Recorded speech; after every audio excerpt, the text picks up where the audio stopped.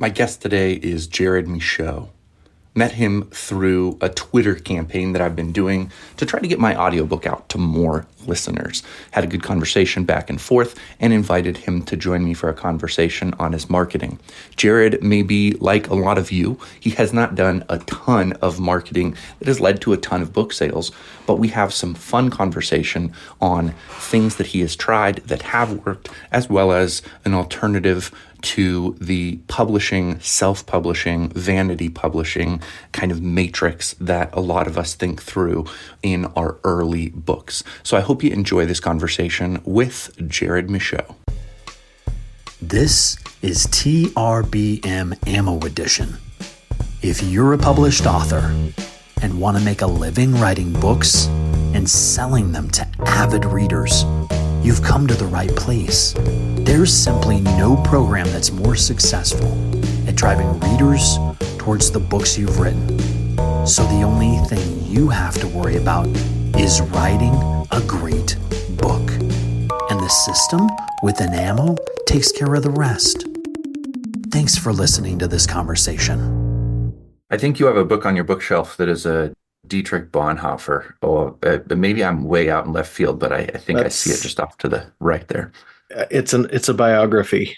Is it Dietrich Bonhoeffer though? It's a book about Bonhoeffer. It's a biography of him by Eric. What's his name? Eric Metaxas. For anybody who's just listening, I have eagle eyes. I mean, that's back there. But I just saw it and I recognized it. And the funny thing is, I don't know a ton about him. I know that he did attempt to assassinate Hitler. And I know a few other details. So I'm actually not well studied on Bonhoeffer, but somehow that face is just very memorable.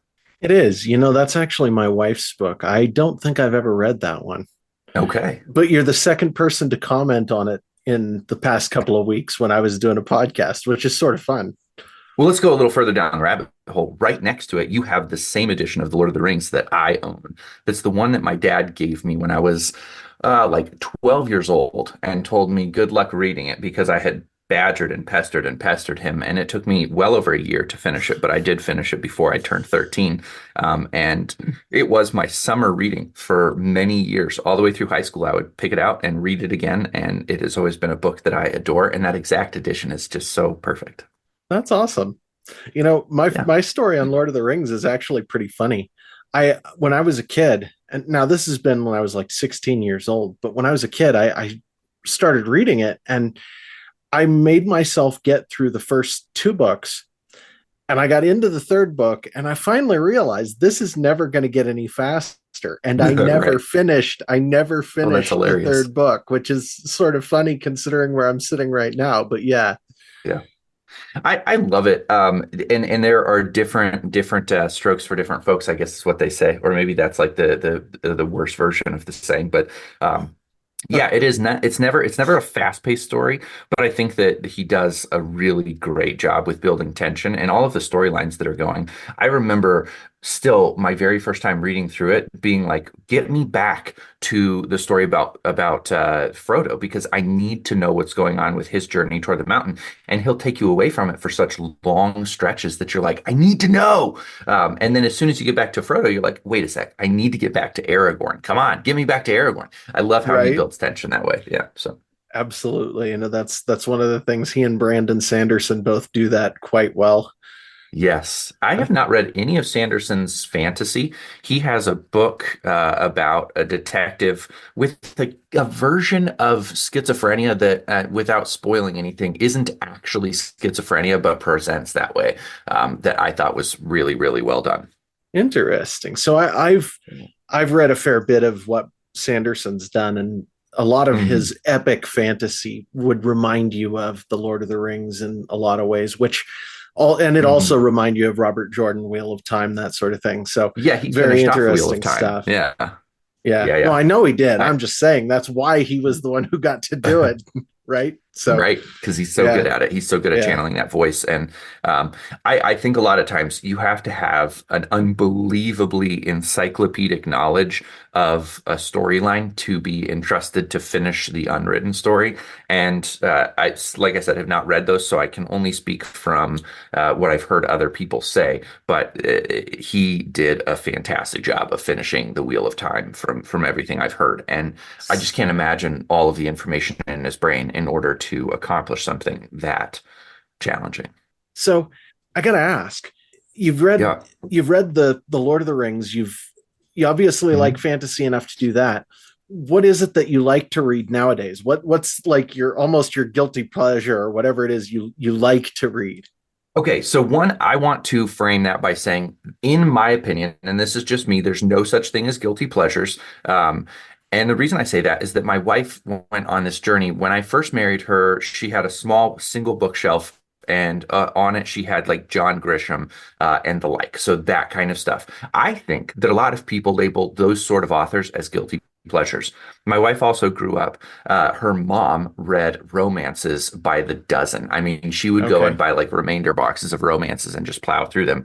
And my wife didn't want to read romances because she always thought that her mom was like maybe intellectually inferior for choosing to read that kind of stuff. And we were almost, I mean, 8 years, 9 years into our marriage when I looked at her and I was like, listen, why don't you just read one and see what you think? Maybe it's great. Maybe you're missing out. And now she is a woman who reads 300 books a year. She's just absolutely a devourer of books, like her mom was. She loves romances. She doesn't feel guilty about it. And it changed everything for her. And I think in many ways, the romances she reads have informed the kind of life that she wants to live, which is not to say that I have a great, crazy sex life, because that's not Well, what we're talking about. so But what you are saying is you like to read romances. I don't. I do not like to read romances as a general rule. I did just read Emily Henry's Beach Read, and I thought that was a great book. I really enjoyed it. What is author marketing mastery through optimization, you ask? I'm going to tell you. It's the best way for us authors to make a living selling our books. Are you tired of hearing gurus tell you your book is only good enough to be a lead magnet for services? Are you tired of feeling like you have to be a slave to social media and then frustrated when the time you spend doesn't actually help you sell books? I was too, until I found Ammo. Ammo is the only program that reliably produces results, and it works for anyone. Is it hard work? You bet. Do you have to overcome some of your own prejudices to make Ammo work for you? Absolutely. But rather than being another program that rah-rah shish-goom-bahs tries to get you emotionally excited only to offer unclear methods, Ammo shows you how to design profitable ads step by step through a unique, highly tested and targeted formula. The founder, Steve Piper, is a data-loving, formula-driven author who escaped the kingdom of Amazon to build a platform for himself, where he sold directly to his readers and built a loyal following and millions of copies sold. With Ammo, you know who's reading your books, how to contact them, and what they want to read next. If you've always been frustrated with Amazon's wall of mystery of not knowing who's reading your books and losing 50 to 70% of your hard-earned money that you're making through sales, Ammo solves all of those problems by putting you in the driver's seat and showing you how to fulfill your books directly to your readership. Click the link in the show notes to learn more.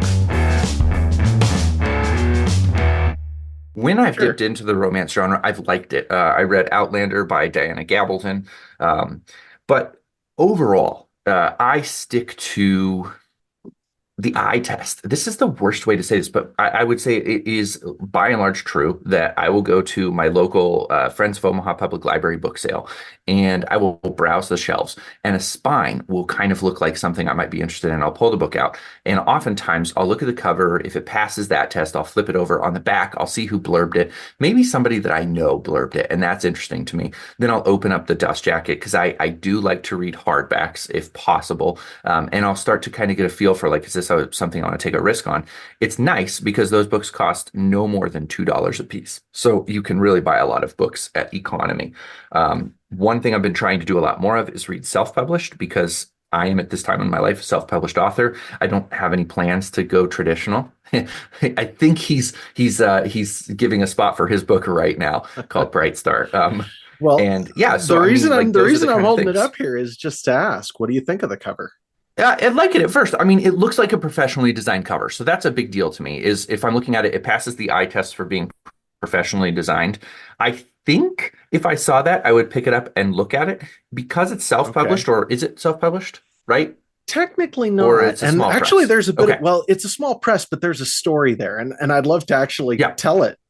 Um Yeah, let's get into it. Let's wait a sec. yeah, Let's sure, let's sure. we're not in a rush. We got some time.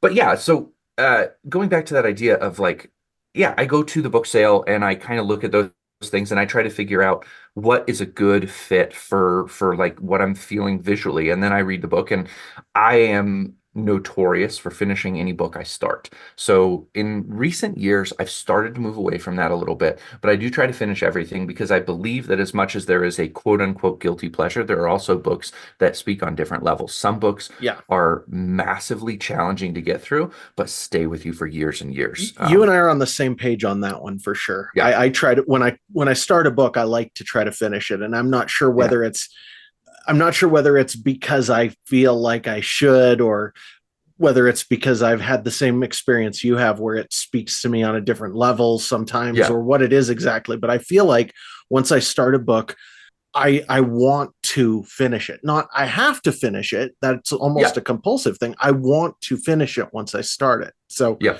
for whatever reason, I have DNF'd a few, but only a The few, Lord of only the a Rings bare being one of few. them. And that's the hilarious part, right? Because most of the time I don't do that. Yeah, yeah. There was a book by a guy named John Eldridge. Most of the community listening won't know it because it was Christian in nature. Wild at Heart. I Wild at Heart. I did not finish it, and for probably 20 years, anybody would ask me, I'd say the only book I've ever DNF'd was Wild at Heart because it made me so angry. Like his whole thesis was that a man was somebody who hunted and did very manly things, and I was like, screw that. I am not manly, and I have not done a lot of manly things, and I am still a man. It's totally fine. I got really angry at that book, but yes, that I was proud that that was the only book I'd ever It's DNF'd. At this point, more than that, but it's slightly hilarious. You should bring that up. I'm actually listening to it and on an audio book right now, and I'm kind of on the same page you are there in that I yeah, don't do a lot of things most people would consider manly, but I think his base point that there's something in all of us that yearns for something important to accomplish, sure, some kind of an adventure to live, whether that's a yes, manly adventure which he seems to think of, or whether it's yeah, like in my case and in your case, we're writing books, we're publishing books, we're doing this thing that's considered by most people to be absolutely crazy. We've got yeah, this motivation to do it. This is an adventure, man. So yeah. I think I'm with him It's on that yeah. subject. I think it's a generous reading that you're experiencing right now because I agree with you that adventure is key. I would just say that that is not an actually a masculine trait. There are some things that are masculine, and it's really strange that we're going to dive into some of these topics right off the top. But we are living in a culture right now that is trying to blur the lines between gender and sex in ways that are deeply uncomfortable for me. Because I can And say if I deeply can say destructive. anything. Probably. One thing I can say for sure is that if there's been anything that's been central to me in my life, it has been this need to figure out like what are the things that make me unique, and part of that is my male Yeah, body and the things that accomplishes. So sure. listeners probably know this to a degree, but my mom is a lesbian, my sister is a lesbian. I grew up surrounded by gay culture. I had a dad who was part of the Southern Baptist Church, and so for anybody who doesn't know, that probably is one denomination of the Christian church that hates gays more than any other and is very outspoken about it. And Wow, so man, that's I've unique. experienced like yeah, exactly, polar opposites of this spectrum. Um, and it's given me an opportunity to say, like, there is something deeply important about gender and sex. And we can't Yeah. just say that you wake up one morning and decide what you are. Like, there's something innate in your coding that is this. And if I were going to say right now, the only thing I can't get canceled for is that as a male, I can do physical things that my wife cannot do. That is the one thing that separates me from being a woman, is that I have so much testosterone that at any given moment I can do a pull up. I've been So overweight for a long time and I can still do a pull up. And she has been in shape and exercising for a long time and cannot do a pull up. It's yeah. testosterone and it's so important. Well, and there are other things too, I think. But what's really hilarious is we're getting Yeah, into there are. these discussions right off the bat that are absolutely sort of core discussions about everything. And this is what I love. So it's sort Yeah, of me too. hilarious this comes right up, because my podcast that I do occasionally is it's called Modern Apocrypha. And what I explore on that podcast is what I consider to be truth that's sort of outside the Overton window, stuff that will get you canceled because Yeah. people don't like to talk about it. Yeah. I have an interesting feeling about it because again, you have to like not you, I'm talking you and the like the Sure. royal you, but Yeah, yeah. like you have to realize that I've seen both sides and I am empathetic and sympathetic to both sides. And again, I'm traveling a little bit of area that listeners have heard before, but on my honeymoon, we went to New York City. Mm-hmm. When we dropped down at the airport and had to get uh, I tried to be the quote unquote man and get us there. And I was so directionally lost that like we ended up getting off the subway in Harlem and walking around. And it was one of my first experiences of being surrounded by a primarily Black culture. And I was uncomfortable. I didn't know what Sure. this was. And I had heard stories of Harlem and everything. And my wife stepped up and she's like, I get how to get there. And like she, for the rest of the time, navigated the subway systems, the streets, everything that we did with absolute aplomb. Like she understood where we were going, how to get there. She has this like Well, navigational North Star in her brain. And you know the and when joke, we right? I maybe I don't know. The perennial joke. The guy always has to stop and ask for directions, and he won't. So Right. it's like, Exactly, but it's so funny because one of the stereotypes is that men are supposed to be good at directions. Men are supposed to navigate by streets and like north, south, east, and west, and women are supposed to navigate by landmarks. We are flip-flopped. I navigate by landmarks. She navigates by directions. She sure. does our taxes. She is an accountant. I'm an artist. When we have a fight, it's because she's not hearing my point of view, and when we have a fight, it's because she can't fix what's wrong with me. Like we are literally flip-flopped in So all of the quote unquote, stereotypes. so let me ask you this, because we're actually touching on something that I have been really doing some soul searching about for a while, and there's Yeah. no better time than the present to ask. One of the things that I've had on my heart to do is a book that actually explores some of what we're talking about in a way Yeah. that is actually respectful of reality and is not hardline taking some kind of agenda side on things and shoving it down people's throats, but actually just talking about this from the perspective of somebody who's experiencing difficulty in figuring out who they are. Because like Yeah. you like you I've had a heck of a time in my life with some of the same sorts of things. I have some of those masculine sort of markers that people would point to. I have a very forceful personality, but Hmm. by the same token, my wife does the taxes, like you Yeah. say. I am the one writing a book. So Hmm. it's the same sort of mix in its different Right. proportions. Like we all have our different proportions. We're all different. We're Yeah. all made as individuals and we're all unique. And that's actually really important. And Yeah. our modern culture, neither side actually gives that the justice that it's due. And Hmm. the what gets lost in this conversation, I think, is a sensitivity to the fact that yeah, we're all actually individuals and we all have our tendencies. And you can't just paint with a broad brush and say everybody is this or everybody is that, or you Right. should always do this or that if you feel a certain way. That is, we're individuals, man. We've got, Yep. yeah. So one of the things that I think is that there was a time bygone when the differences really did boil down to physical capability. So if you want somebody out behind a mule plowing a field, you want a man out who can drive down the plow and spend long hours in the sun, and testosterone is going to help him fight back and combat the elements. When you went to war in the old days, you weren't doing a lot that was cerebral. You were lining up with 200 yards between you and archers who had to pull back the bow against all of that tension and shoot as far as they could, and men who are going to run as hard as they could at each other with shields and spears and swords. And their physical bodies were going to determine whether you lived or died. You're going to put men in those situations because those are where you boil down to the actual physical capability. We are entering and have like actually not even entering, we've long past the point in our existence when most of war is cerebral. And then you start to ask the question, like, are men or women better at cerebral? Yes, Well, that's the and yeah, answer. Yes. it's totally individual. Now, there is another Right. side to this that I've experienced, and this is going to come a little closer to the Southern Baptist side of things that you expressed earlier, but it goes something like this in my life. So backing up just a little bit to give context, when I was a kid, I remember telling my mom one time, I think I should have been a girl. Hmm. So so I have had some experience with this whole I don't know exactly who and what I should be.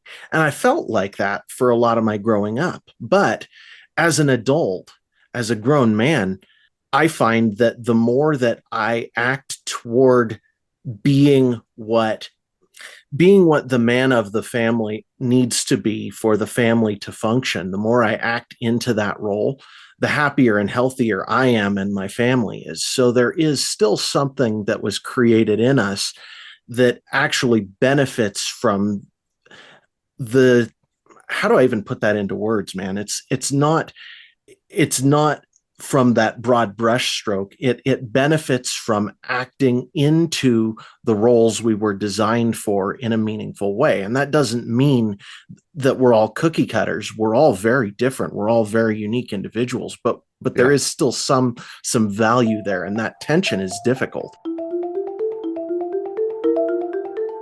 I'm 4 books into a 9 book series, and every single day lately, I find myself thinking, boy, it would be great if I had some central location for all of my notes, all of my plot points, character names, family lineages, you name it. I wish it was in one place because let's be honest, the way that I am using Microsoft Word as a word processor and have 55 different documents to keep track of all of the series details that I need to access, I'm taking more time opening up files wondering, why did I name this one that? Why did I name this one that? And not getting the information I need. Enter Scrivener. You guys know that I do not advertise for things unless A, I'm using them myself, and B, I think that you could up your game, sell more books, do better marketing, and get yourself in the game better. And that is why I am now partnered with Scrivener. If you use the link in the show notes, you get a 30-day free trial, and then you can sign up as well for a discount. Click the link in the show notes to learn more.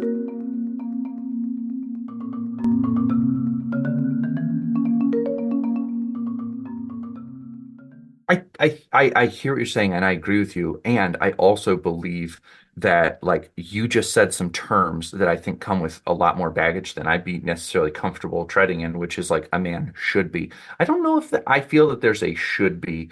I know that there, again, going back to the one differentiation we know, if something heavy needs to be lifted, I can do it longer than my wife. She's going to the gym every single day. She's lifting weights, she's gaining Sure. muscle. I, at this point, am walking the dog once and maybe going for a second walk in the evening. I'm not prioritizing any kind of like physical fitness at that level. She'll just never close the gap. She's never going to close the gap. Testosterone It's made me taller. it's the Testosterone packed physical on more difference. muscle. Testosterone thickened my bones. Testosterone made my bones harder. Right. Every element of me is stronger to do those things. But she's working an accounting job right now, and this is more recent, but she's working accounting. She's bringing in money. I'm staying home. I'm making money at book sales, some on the podcast, different areas like that. But like when you talk about being the financial provider, she's the financial provider right now. We flip-flop those I've roles 3 different times in our marriage. I've had a And similar so like, experience. not and not that many also times, but yeah. yeah, even setting the tone for our family, I would say more often than not, I am more comfortable supporting what she's trying to do with our kids, and that doesn't bring me any stress. So a lot of times she'll say, "Hey, Pop, can you take care of this for me?" And I'll be like, "Yes," and I go scare the shit out of the kids. Right. Like Well, there is sometimes something she about wants that. right. Right. Well, Right. But like for the most part, like I do exist in a world where like I try to shape my children as best as I can. But if you talked about a guiding vision for the family, it's probably hers because she seems to feel strong about it. And I don't feel as strong about it. Like I'm more curious. And you would historically say, I am abdicating interesting. my kingly responsibility or something. And I And don't there see it there are that way plenty of because, people who would still say that, but I'm with you on this. I right. understand where you're coming Yeah. from. And what I would say in response to that is basically just that, as we said earlier, each of us are individuals, and each Yeah. relationship is it's going to come out differently, man. It's because we're Very. all, you know, I think Yeah. I think the way I would put it is God made us to be very unique individuals, and he understands that, and that means he made provision for that in the way we're to live our lives. Yeah. You can't. So where Yeah, I would circle back is going all the way back to your reading of Wild at Heart. What I think is true is that my family functions best. I am healthiest. I am most in myself when I am pursuing that dream, that desire that I have, and that I think actually guides my family as much, if not more, than everything else. So when I I am absolutely agree. 100% bought into the dream, then I think it strangely just takes care of a lot of the other issues. With that in mind, I do want to start to shift the conversation Sure. into the marketing aspect of books and what we're doing. Talk to me a little bit about, give me a quick breakdown of how your book came to be. You said it was an interesting story where it was published, Okay. all of that. So bring me up to date, and then we'll talk about specific marketing strategies. Yeah, man. Absolutely. And as we do that, I can use your advice because I'm still flailing. Um, Yeah. so basically it goes something like this. I started writing when I was about 12. I wrote a Yeah. 256,000 word book Whoa. before I was 16 years old. And I read through it and I went, this is totally unpublishable. It is not worth the paper it's written on. But it was the most valuable time I spent writing because it taught Of me how to course. write. And then I did some poetry, and I kind of put down novel writing for a while. When I was first married, when I was in my early 20s, I tried writing fiction again, and I had this expectation and vision that it would provide for my family, my wife and I, Mhm. and our then Mhm. firstborn incoming. And it didn't end up happening, and that kind of crushed me. And it led me to put it down for, gosh, 15 years. Yeah. I didn't write for 15 years. I tried working on a video game. I tried doing some other stuff. Didn't work out. And then a couple of years ago, I was in a really bad place mentally and emotionally. And I kind of reconnected with God, and I got the nudge. It's time to start again. So I started writing again.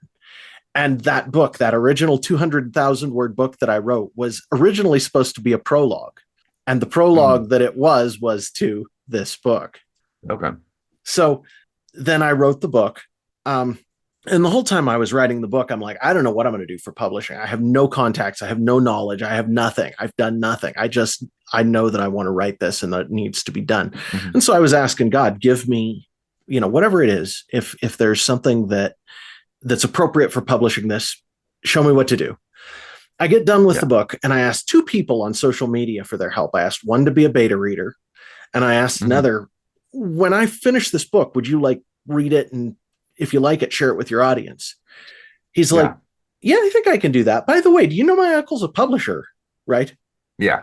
And I'm like, no, I didn't know that. Thank you.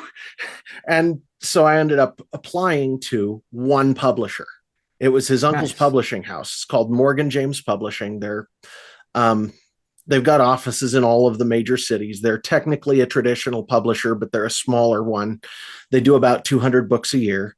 I sent the book in, applied, and was immediately accepted for publication, which Hmm. is totally weird. I mean, I don't know, but the downside of this is because they're a small press, I'm still basically on my own for marketing. Of course. Yeah. And actually, it doesn't really matter the size of the press. People get published with Penguin Random House or FSG, and they think that those publishers are going to do the marketing. It's not true. You'll get better distribution to a degree if you're with a larger publisher, but by and large, you're on your own unless your name is already a household name. That's the condition of publishing Yeah. right now. It's very, very difficult. So kind of the same applies for everybody. So you get the deal with the small publisher. Can you talk specifics a little bit? Like what was the print run on the first publication? Do you know? Well, it doesn't hit bookstore shelves till April 16th. So Gotcha. Okay. it's technically not out yet. And I don't know what their print Okay. run is on it. I'm not sure. Gotcha. Okay. And do you know, like, do they have contracts with bookstores or like any kind of things like They that? they do have, I don't know about contracts. I don't know about specifics, but I know that they consider bookstores to be their primary customers, and those are the brick and mortar bookstores are the people Yeah. that they sell to.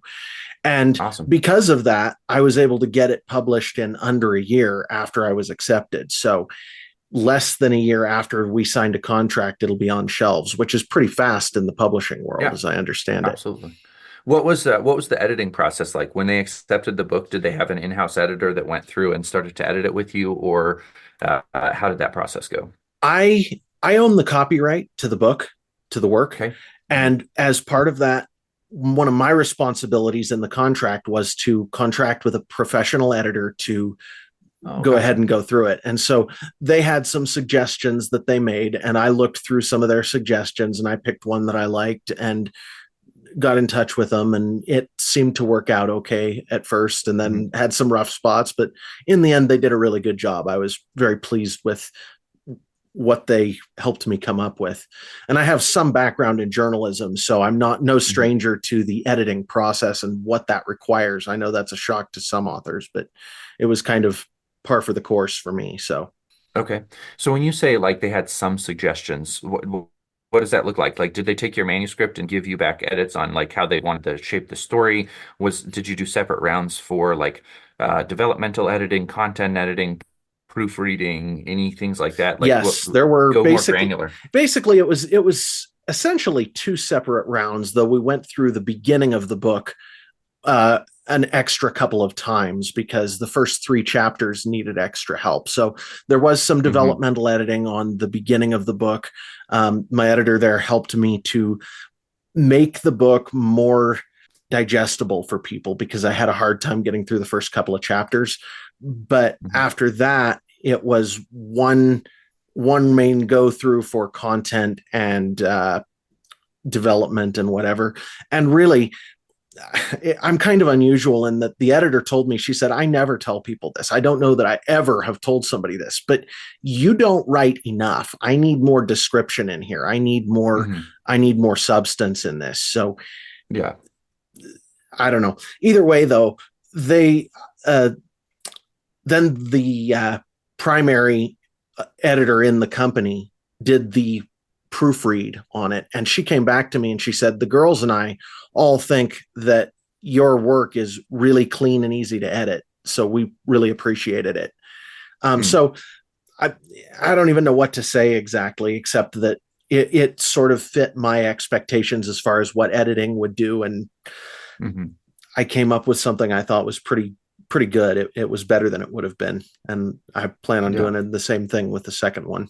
Okay. So you have a series in development. Well, actually, I sent 110,000 words into the publisher, and they said, for young adult fiction, we really prefer not to publish over about 90,000. What can you do Right. with that? And I said, well, I wrote this episodically. I need to rework the story arc on the main character, but we can basically just cut it in half. So the Mhm. final version of this book was 55,000 words or Oh, something wow. by the Okay. time we finished with it, because it's young adult, and that's what they decided they think the market would do. And I have the second half of it. I'm almost done going back through it and re-editing it, and I'm working on the third. So yeah, it's going to be a series. There are going to be at least 4 or 5 in this first. Interesting to me that this comes up over and over again. It's one of the things that I like about the way that publishing is shaking out now is that like you hear comments like that a lot that the young adult market doesn't want more than 90,000 words. I just don't see that being true. I mean, Harry Potter is a good Yeah, example of a book. It started out shorter. And unquestionably, the Sorcerer's Stone, aka the Philosopher's Stone, is the yep, weakest entry in the entire series. It's also the shortest book in the series.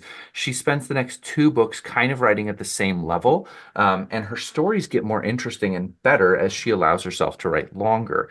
yeah. You could say that that's partly a writer's chops and like somebody just learning how to deal with bigger stories. But this idea that like the market is asking for something, I think is a big steaming pile of crap. I don't believe it to be true. I think that publishers don't want to spend more money on paper on an unproven author. So I before think I you've got something. I completely think I like, think you're onto something there. I think I agree to a degree. yeah, before I dive into that philosophy though, talk to me a little bit about the publishing contract. So Sure. they're going to do a print run for you. You're not paying for any of the actual printing of the book. Like the publisher is going to do a print run and they're actually going to pay for the printing whether you sell out or not. Is that true?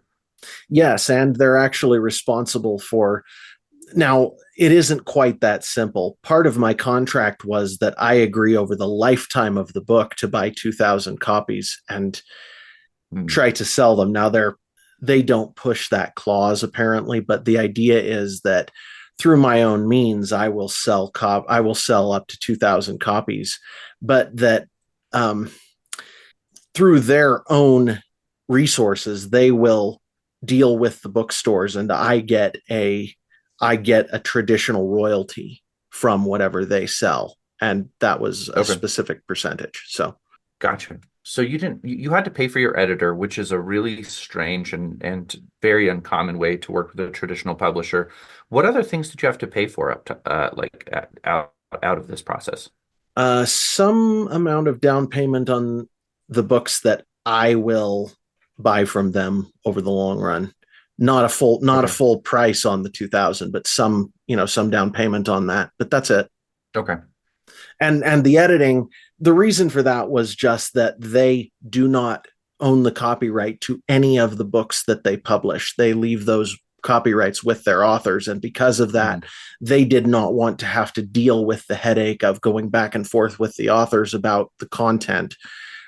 Past a certain level, once they trust that they have a reasonable author on the hook, they're willing to trust that to editors and the author, and they don't want to have to mess with it. So It's an interesting model. It's it a is. interesting, it's different. It's different than other models that I've come across in the past. Yeah. There are certain elements of it that strike me as being like pay to play, and there are other elements of it that strike me as being like a more of a traditional small press. It certainly doesn't live in the world of like your traditional small presses. It also doesn't Right. live in the world of vanity press. It's somewhere in between. So It is a the little bit guy closer to who vanity press. the guy who started the company is one of the guys who co-authored a book called Guerrilla Marketing for Writers. And Okay. so his mindset is an entrepreneurial mindset. And that sort of goes into the model that they do for their writers. So you're right in that there are some elements there of vanity press, but the ethos of the company is more an entrepreneurial ethos than it is anything else. And Okay. so I was a little ambivalent at first Mhm. about some of those terms, but I thought it through. I did my due diligence, and it turns out they're pretty reputable. They Yeah. stick to their terms and they try to do right by their authors. And when it comes to things like backlists, um, they support you all the way down the line. When I talked to one of the guys last time, he was saying, yeah, our current best-selling author, she's up to like 300,000 copies, but it took her 7 years for her stuff to actually start Mhm. selling in any quantity, which, as I understand it, Mhm. is fairly reasonable. It's like that's a kind of a par for the course thing, unless you find another way, or you get that lightning in the bottle thing or whatever it is. Yeah. Yeah, I think that there are a lot of different ways. I try as hard as I can with this podcast to make sure that anybody listening understands there is no set uh in stone path to this journey. More often than not, you need to work a whole lot harder than you expect in order to get your book out into the world. Um, Yep. I've had authors like Libby Grant, who she's been a lifetime traditional published author. She has multiple pseudonyms because she can write so prolifically that she can publish 3 or 4 books a year. And all she does is sit down and write for 4 hours in the morning, and then she goes out to the beach, which is very close to her house, and sits down in a chair and smokes pot and watches the waves roll in, and like that is her life. And I am so happy for her. That sounds amazing that your only thing is writing and your publishers take care of all the marketing for you. She's doing a great job. I've had other authors who are working really hard on self-publishing and can't seem to sell 100 copies in a year. And like every route that we take is a possible route that authors have. What I would Right. say is that no matter who you are, no matter how good the story is, getting eyeballs on it is your responsibility. And that is where the major challenge comes in. Absolutely. And that's what I'm discovering, is just how tough that can be. I've got, Yeah, I'm just getting into the marketing side of this in a real way. And sure. it's not easy, man. Talk to me a little bit about the marketing efforts that you're doing right now. So you and I met, and I'll be completely transparent about this. You and I met because I'm sending out messages on Twitter for my audiobook. So you can get a free copy of my audiobook if you happen to be messaged by me. Um, Listen to it. Hopefully it's great. You love it. And then you decide to buy the other copies in the series. But I'm giving away a free lead magnet to get names on my email list. Yeah. What kind of things have you done to try to market your book?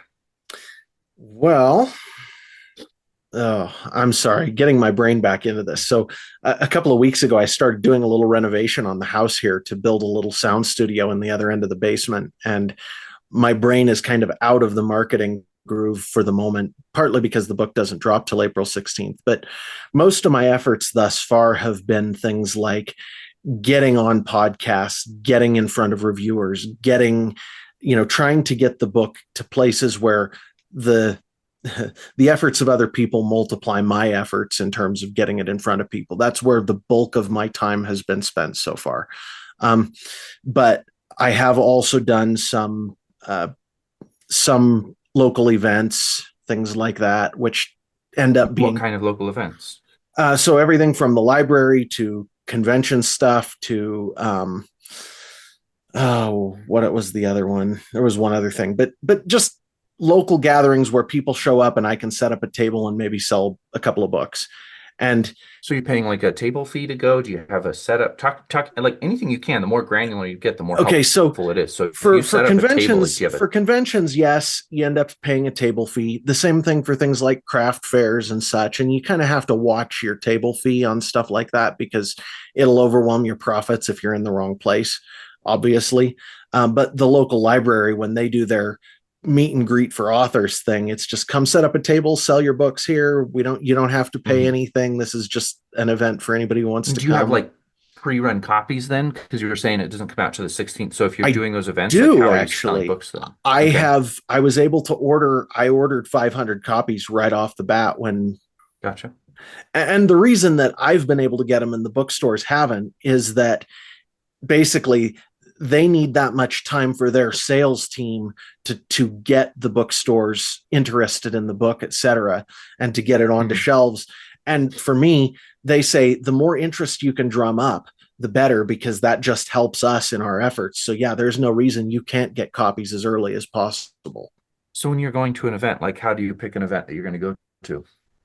Okay, so basically my calculus goes something like this. What is the total base cost to me to do this? Because obviously I've got my time, but I'm expecting to put a whole bunch of time into this basically for free for a significant amount of time just as I build up some kind of name. But when it comes to the rest, how much is it going to cost me to drive there? Am I going to have to get accommodations for the night? What's the set? What kind of fee do I have to pay for table, et cetera, stuff like that. But how What do you is the like hold tight for a sec? How are you finding the events? Like, is there a website you go to?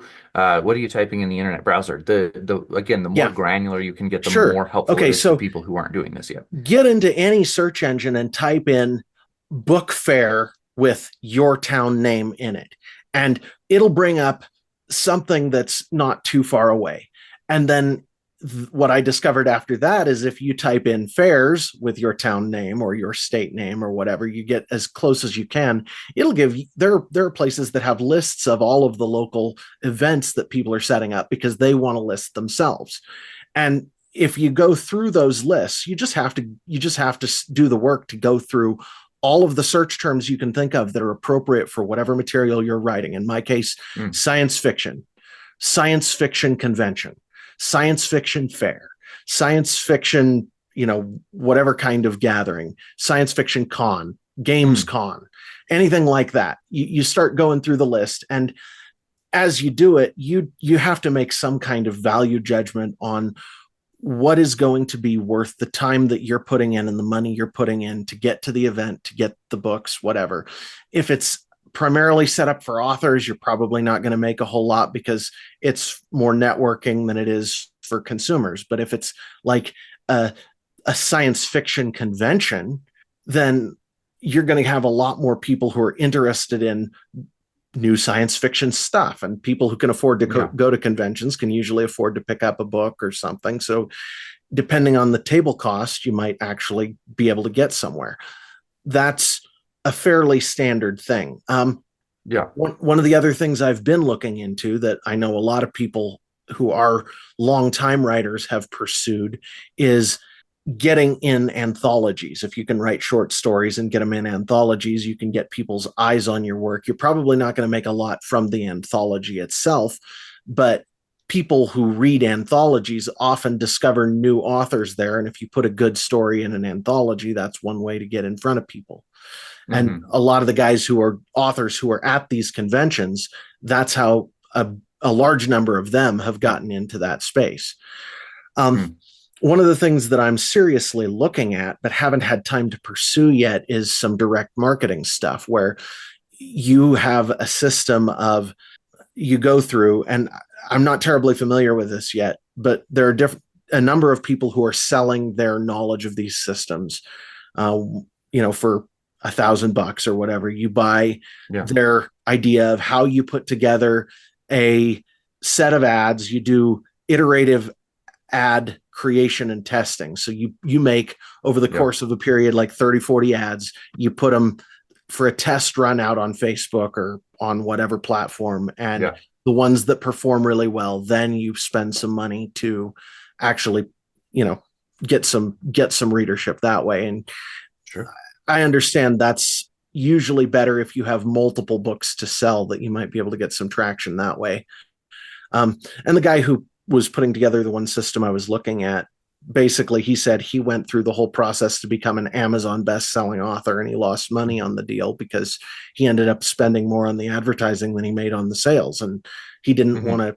He didn't want to be doing that anymore. He wanted to be writing and making actual money on his books, and so because he was a marketing guy, he came up with this solution, and some of his results seem promising. So, something to look Yeah. into.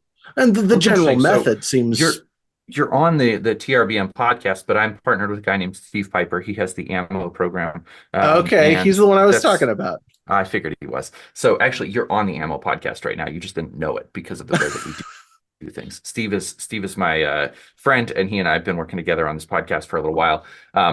He's the real deal, That's and there awesome. are so many out there that are not. I actually just Yeah. spent $10,000 on a program that was supposed to kind of like dive deeper into this whole area and talk about like how you can absolutely dial in to your niche and your market, and you get in and you find like it's literally the same stuff that people charge $1,000 for that this guy just charged $10,000 for. Thankfully, Figures. I'm pretty dogged about asking for refunds. I even told Steve when I signed up for his program a little over a year ago that if he didn't perform, I was going to ask for my refund. I was like, I am so tired of programs. I've done Russell Brunson, funnel hackers. Um, Hmm. I've done just over and over and over a ton of programs. I have actually spent tens of thousands of dollars on different programs to try So to figure it you out. you would say ammo works then? Ammo absolutely works. Yeah, Sweet. if you don't That's what I understand, was if you looking don't at. understand, yeah, if you don't Interesting. understand how to set up your system, Right. you want to go with Steve. Okay, so So here's one where question. ammo? One question. Yeah, go ahead. If I have just one book, is this still something I Mhm. can see some benefit from? Course. Yeah, you have to start thinking outside of the box. So the first question you ask when you join Ammo is, do I know for sure that my book is good enough that anybody who reads it has a fair chance of liking it? The reason I ask that is because there are a massive number of people out there who self-publish because it's easy. And so if they only have Yeah. one book, there are very few chances that it's going to be good enough for everybody to like it. You have to have written a lot of words and a lot of books to know that it's going to be good.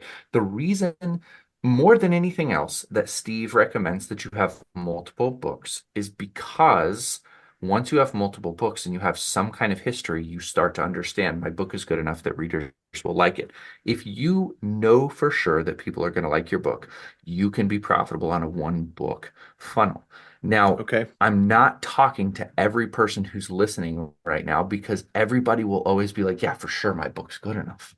Hmm. It's a tricky question to ask. It's But if it's you a see a one well, for one yeah, sale, yeah, if you see a one for one sale and people leave reviews and they're like, I love this book. This book is what I've been looking for. I can't wait to see the author publish their next book. Yes, it's fine. The reason I can say that with such confidence, and I'll go to like the biggest author in our space, but if you look at Stephen King, how many series has he written? Not many. He wrote the Dark Tower series of 7 books. He's written 2 books now in the Doctor Sleep and shoot, I can't even remember the first one, The sure, Shining and Doctor Sleep. And then he's written the detective series with Holly Gibney. Other than that, he doesn't write series. So, he's not going to fit into that world of like selling more books in a series. He's always going to be selling a one-off. If you write a great book, people will love it, and a one book offer will be profitable for you. And the other sure. thing that I would say is if you join the ammo program, you have to absolutely understand that there are multiple ways in which you make sales, and you have to sell out on doing it. So, the reason that I'm messaging you right now in Twitter is because every time I can get a tweet to get multiple retweets, every time that I can get somebody to join my email list, every time I can get people to talk about my book anywhere, it improves the everything. All Right. 100%. books improve on a It's rising tide. it's So an it's like this, it's an it's an ecosystem. ecosystem Yes. of content and um, contact creation that you create and you draw people into it. Calling all self published authors. If you live in the United States and you've always wanted to see your books in bookstores, this may be the most important ad you'll hear in 2023. Listen carefully. No matter where you are in your publishing journey, it's not too early to position yourself to pursue brick and mortar bookstore distribution. But if you're a self published author, you've probably heard getting your books in stores is next to impossible. That's no longer the case. For just $5, you'll receive a lifetime membership to the Self Published Author Co op. When you join, you'll have access to a members only community with a detailed roadmap on how to get your books ready for bookstore distribution. Joining our community does not guarantee bookstore distribution, as there's a limited availability each month to be a featured author. And that's why the cost of a lifetime membership is less than a cup of coffee. Whether you're just about to publish your first book or you're selling thousands of copies a month, if you don't have your books in bookstores, the Self-Published Author Co-op is the easiest, most efficient way to get national distribution of your books. Click the link in the show notes to join now. I Yes. was working on So, something along those lines before I ever heard of ammo, and yeah. now I don't want to have to do the work myself to figure out how to do this. I have a Right. technical enough mind and enough experience with marketing that I could figure it out. But it looks to me like $1,000 is like, if I'm paying somebody $20 an hour, that's nothing. It's like 50 hours. It's like, I can't spend 50 hours There's and come up yeah. with what he's selling. So, There's no course that's actually vetted and better. I had done Russell Brunson's funnel hackers, which I have nothing but respect for Russell. I believe that everything Russell's teaching you how to do on the back end is great, but nobody teaches you how to make ads. Steve does. Steve will actually literally step by step teach you how to make ads. If your book is any good, you will sell your book. You may not be profitable on a single book if you are the average marketer on ammo. But let's talk about like people that I've interviewed in the past. We've got a graphic novelist who's been on mm-hmm. this program. He has one graphic novel that he's selling right now through Facebook, and he's making plenty of money. Um, you've got like me. I actually started the program out with one published book. I decided that I wanted to sell a pre-sale, so I was doing the Nine Lives of Marvin DeLonghi, and then when you bought that book, you also got the ebook for The Eight Ball Magic of Susie Q and the 24/7 of a Russian named Ruskov. Those are books I hadn't written at the time. Um, and I went out and I sold a three-book deal for $9.99. Things have changed a lot, so your price points have changed. But just, track with me. When Yeah. I was doing ammo at first, that was my three-book offer. I was profitable for a long time. And then I will also tell you that with Yeah. ammo, you go through phases where you're profitable. I haven't been profitable since November. I can't figure out what changed, but something changed in Facebook's algorithm and the way that they're doing ads. And so I marketed at a loss through November, December, January. And right at the end of January, I decided I needed a little break. I'm kind of punch drunk. And so I pulled back. And I've been kind of reassessing, but I just launched an ad earlier this week, and so far it's wildly profitable. So, Gotcha. you go through phases. Sure. It is a huge That's digital challenge, but I've marketing. never met anything. Yeah, I've never met anything quite like Ammo. Steve is the Okay. real deal, and he's a good guy. He's like a super great guy. So Awesome. Well, yeah, I, I'm stepping I away had, from like the advertising portion of this podcast. I had planned to, dig into that, but thank you. That Yeah, actually is you bet. quite the recommendation. Thank you, Jody. I appreciate it. Yeah, I love it. I love it. So, some things that I have been doing recently that are effective and they're more one-to-one is actually you talked about doing the conventions, expos, book fairs. Yeah. I personally stay away from book fairs because I think that it's challenging to be one of many. I like the model where you are a unique booth. So I go Yeah. to Comic Cons. David and Lydia Scherer, who are part of the AMO program, are the ones who taught me how to do Comic Cons, and they are really effective. I go to craft fairs. Local craft fairs are crazy good for selling if you can get into them and find them. The problem is when you're first doing this, you have to build this list of Yeah. craft fairs that work and craft fairs that don't, because some you'll go to, you just don't get a very good turnout. And then by Yeah. nature of the fact that there are few eyeballs on you, you don't get as many sales. Um, but I talked about this a lot. I went to the St. Thomas something peddlers market right before Christmas, 4 hours, $500 worth of books. Like that is a really great Wow. experience. That's pretty amazing. So yeah, absolutely. And I only had two books for sale at that particular time. So I was selling a Sure. two-book deal for $20 or one book for 10. So or one for 15, I think. Anyways, Yeah. it was a great experience. And I would recommend like the things that you're talking about, just Yeah. doubling down, tripling down, doing those things. And Be iterative and get serious and do it. Yeah. yeah, most people, when they fail at book marketing, fail because they do like the least required of them and say, I'm not getting any results, and say, I must Right. not be any good at this, or people must not like be giving, indie authors a fair Right. It's shake. it's and persistence wins the game eventually. If you keep at it and you refine your method as I you think go, you so. will you will get some decent results as time goes on. Yeah. Yeah. I think I can guarantee at this point, if you are willing to do what is required and you persist for long enough, you can make a living as an author. I don't think there's any author out there who can't. When I say that, the caveat is you have to get better at writing. Yeah, of course. And not you. Again, we're going to the royal you. You have to get Right, better at right. writing. I You have to get understood better that. at, yeah, yeah. So, and you have to get better at finding the places to go, and you have to continue to go. I did Right. 3 weeks in a row. I started in Columbia, Missouri. The next week I was in Tulsa, Oklahoma. The following week I was in um, Milwaukee. And this is my first weekend off in a month.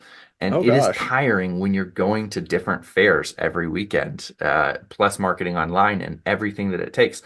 But eventually, you hit the tipping point. You sell enough books that people start buying, and you're not doing all of the work to get every single sale. Uh, Right. and that's when you can make a living and really enjoy the fruits of your labor. Excellent. So, Yeah. um, where else do you want to take this? Because there is a place that I I'm want to go.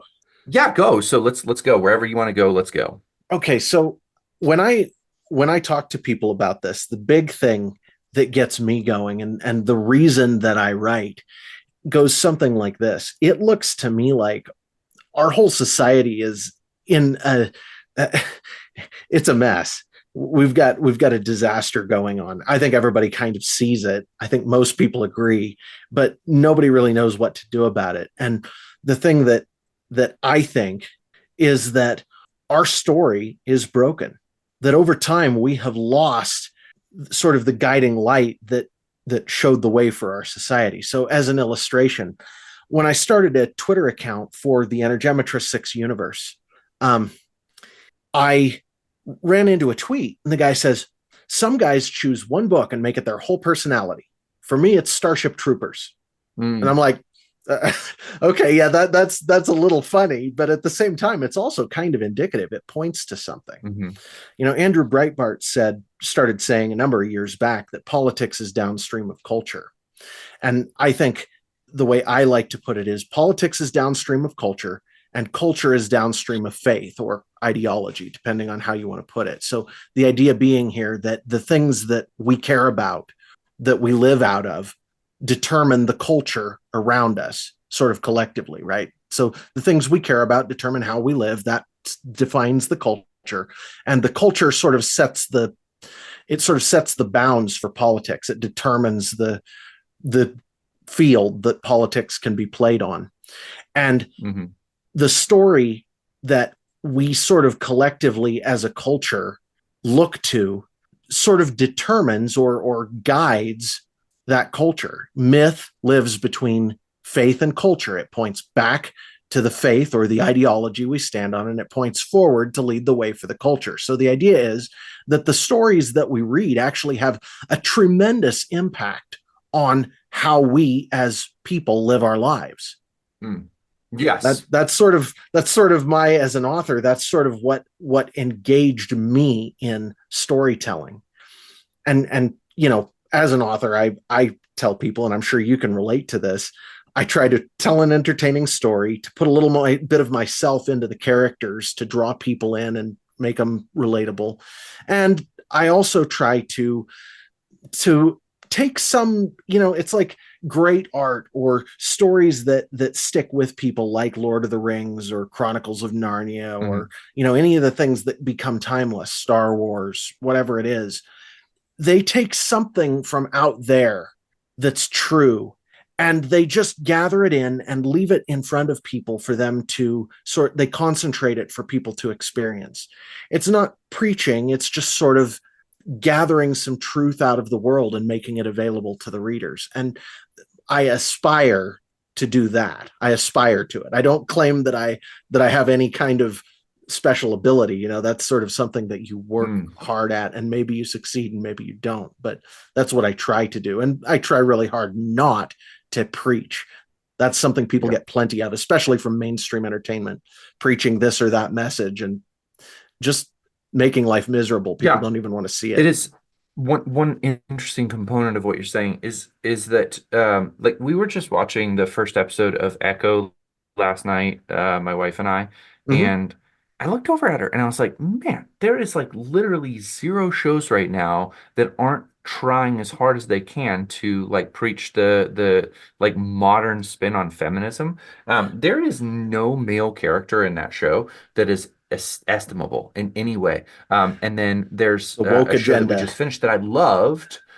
something Hmm. that I loved, but also that was noticeable was Fargo, season 5 of Fargo. I loved the Okay. show, but again, there was no male character in that show that was estimable. And people who would argue with me would be like, well, the main character's husband was a really nice guy. Sure, he was nice, but he was like a, Yeah. completely he couldn't accomplish anything. He couldn't do anything. And then the other character who was kind of okay got shot in the last episode and killed. Like, so you have two male characters in the show, and they're completely incompetent at anything and die.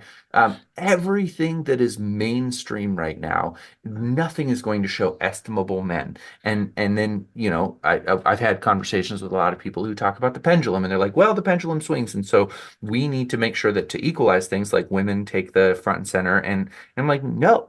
In order to get where we're going, we have to go where we're going. You can't get to Chicago from Omaha by going as far north as you can and then going as far south as you can. You will never get to Chicago. You literally have to go east. I like You that just have to go analogy. east. I really like that analogy. That's very well said. I agree 100%. We need to be putting out there what we're aiming at. And one of the things that Yes. one of the things that I actually find really interesting. There was I don't know if you know what Not the Bee is. Do you know what Not the Bee is? I don't think so.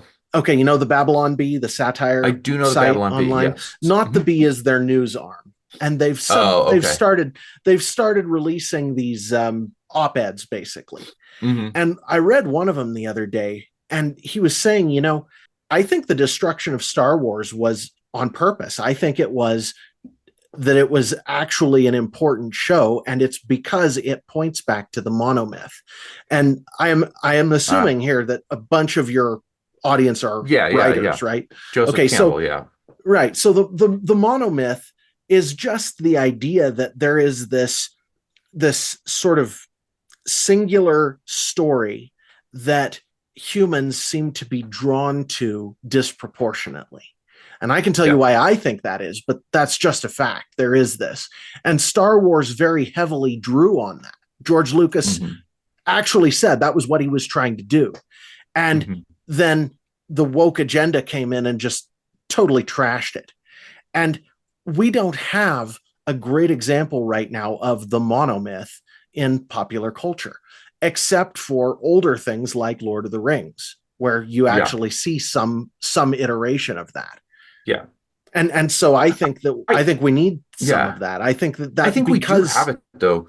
I don't think that we have a lot of people who are rising to the surface who are that. And I also think that culture is fighting really, really hard to suppress it. So I think you're seeing Mhm. a lot of people who are dealing with it, trying to suppress it. And yeah, I see that as being a major reason why we're not seeing a ton of it. I'm bummed though, because there are things that I really love out there that I think are doing a good job bringing awareness, going all the way back to the beginning of our show. I grew up with a lesbian mother and a lesbian sister. I grew up with a Southern Baptist father. Like, if there's anybody who has an appreciation for the extremes in our culture, I would argue Yeah, like I'm probably that guy. And sure. yet, and yet, I'm really frustrated with where we are, because I feel like we're abandoning the reality that there is nuance to this conversation and that there are roles that we all fulfill.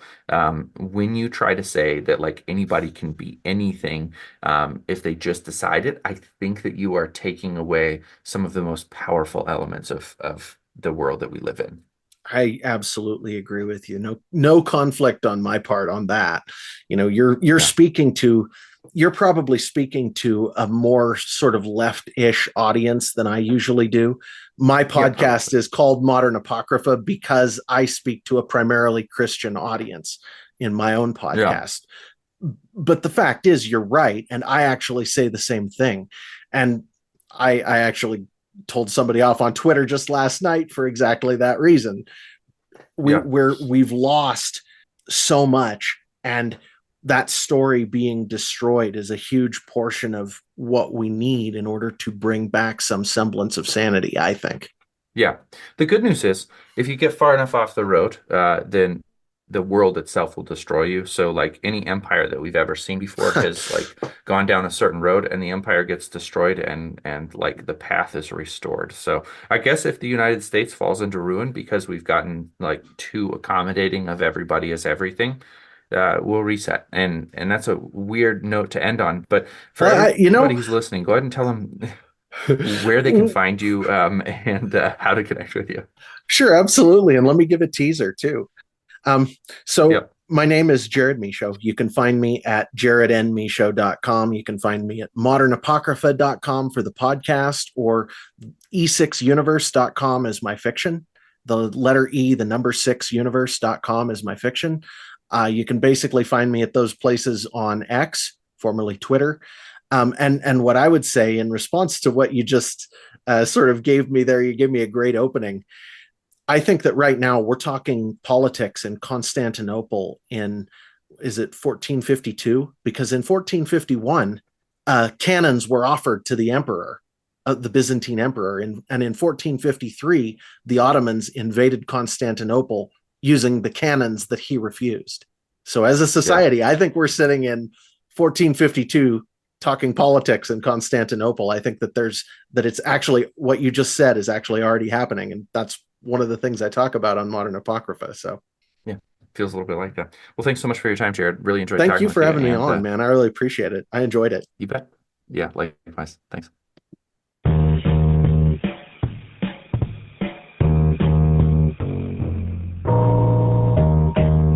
Thank you for listening to TRBM. The theme music was provided by the ever-talented Christopher Talon. And hey, if you liked what you heard, share this show with other readers, because what's the point of telling stories if nobody's listening?